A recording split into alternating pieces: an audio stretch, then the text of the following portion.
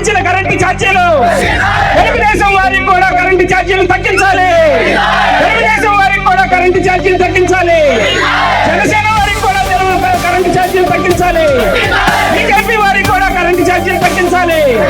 CPM CPM BSP వాళ్ళకు కూడా current ఛార్జీలు తగ్గించాలి. అందరూ తగ్గించాలా?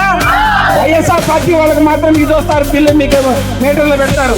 పెన్షన్లు తీసేస్తున్నారంట. పెన్షన్లు కానీ మోసపూరితంగా వైఎస్ఆర్ కాంగ్రెస్ పార్టీ వాళ్ళకి కానీ తీసేస్తే ఖచ్చితంగా రోడ్డు ఎక్కుదాం. ఆ తర్వాత ఇంకొక రకంగా ఉంటుందని చెప్పేసి చెప్తున్నా. జగన్మోహన్ రెడ్డి గారు ఏం చేశారు? వాలంటీర్లు పెట్టి ఇంటింటికి మనకి సర్వీస్ అందిస్తే, మనకు కావలసినటువంటి అర్హత పత్రాలన్నీ ఇచ్చి మనకి సంక్షేమ పథకాలు ఇస్తే, చంద్రబాబు నాయుడు గారు జగన్మోహన్ రెడ్డి గారికి అంత పేరు వచ్చింది. నేను వాలంటీర్లు ఇచ్చి నేను కూడా ఇంటింటికి పంపిస్తానని చెప్పేసి అన్నాడు. ఇంటింటికి పంపిస్తాడు. 10,000 కావాలనుకున్నాం. ఇంటింటికి ఏం పంపించాడు? పంపించాడు. బాటిల్ పడతానని చెప్పేసి ఇంటికి మందు బాటిల్ పంపిస్తున్నటువంటి చంద్రబాబు నాయుడు గారు, ఏంటిదా నాయన జగన్మోహన్ రెడ్డి గారు ఆలోచన ఏంటి? నువ్వు కూడా ఇంటికి పంపిస్తున్నావు, ఈ మందు పంపిస్తున్నావు ఏంటని చెప్పేసి ఇలా ఉంది.